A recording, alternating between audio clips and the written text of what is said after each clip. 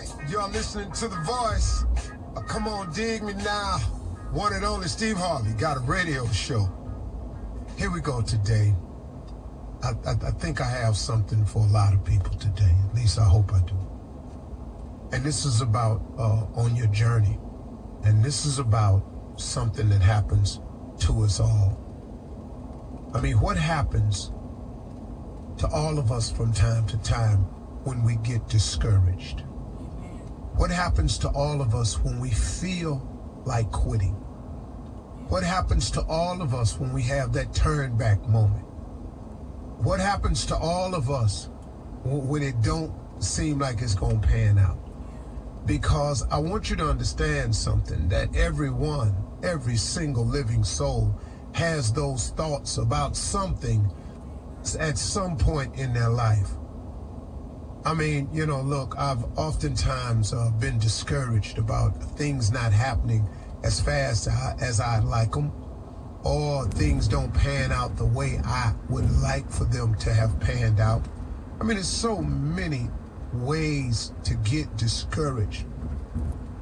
But what my encouragement to you is, when discouragement comes, is understand this. It is a part of the growth process. It is a test. It is a test of your faith. How bad you want it. Do you really believe? That's all faith is simply, and I've said this how many times, faith is the belief in things that you cannot see. So when discouragement comes, setbacks comes, it is a test of your faith. At least it's been that way for me. Now, other people can explain it another way. I'm not other people. I can only give it to you the way it's come to me and throughout my life. And man, oh man, oh man, discouragement sometimes is tough to deal with. Because it seems at times when you are discouraged that it's so absolute, that this means the end. And if you allow it to set in, it can be just that, the end of you. When merely it was a test.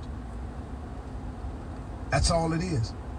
But the majority of people that I know who are not successful, or who have told me the story of how they gave up, it was because at a moment of discouragement that they allowed it to set in, and it became so engulfing that it became the reason why you shouldn't finish. And then they started justifying it with, hear the one that I hate to hear. Well, if it's God's will. Excuse me?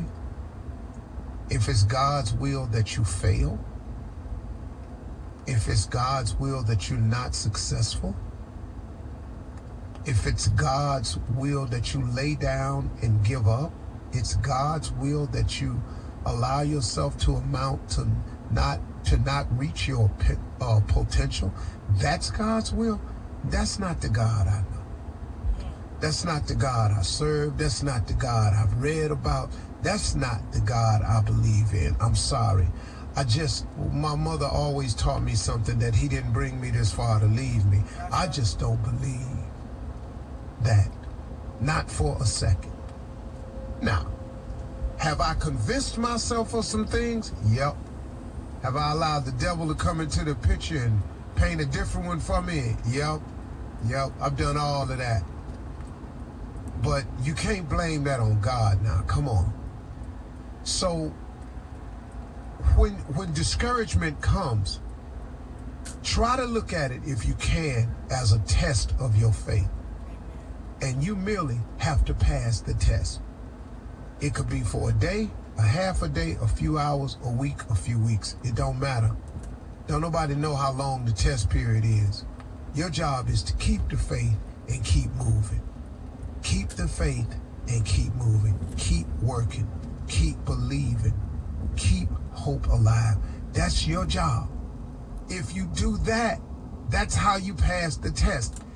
It could be over tomorrow. It could be over in 2 weeks. It could be over in a month. You don't know. But all you got to do is wake up and keep the faith and fight the discouraging feelings. And how do you do that, Steve? Now, here we go. This is the part I know about for sure.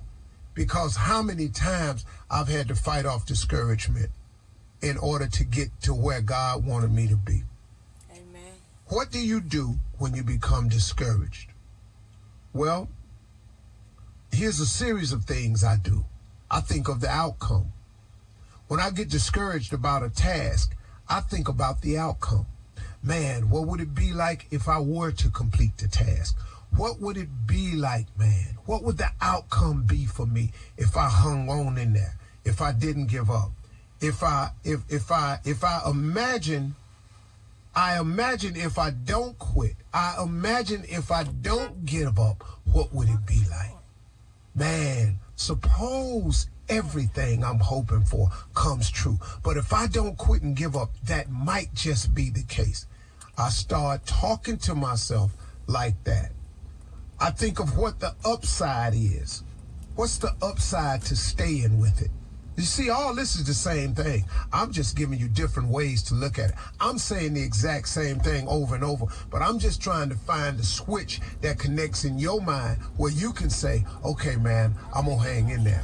Because if you think of the outcome and the outcome is appealing to you, if you imagine what it would be like if you don't give up or you don't quit, if you think only of what the upside is to staying with it, and then I go, where can this lead to? If I stay with it, man, and the outcome comes true, where else could that lead me to? Because, I mean, there's always more to it. So where else could this lead me to? What are the possibilities, man? What are the limitless possibilities? What could God possibly have in store for me if I just hang in there? If I pass this test of faith? If I just pass this test? Now, it ain't going to be the only one, but you got to get past this one, though. Then you're going to hit a smooth plane, then it's going to be another one. It's going to be another one. Life ain't nothing but a series of tests, man. But you gain experience and knowledge as you go through life, and it helps you with the next test. You get better at testing. You get better at testing. What's your true destiny? Think about that when you think about giving up. What is your true destiny? Don't you want to see what that is?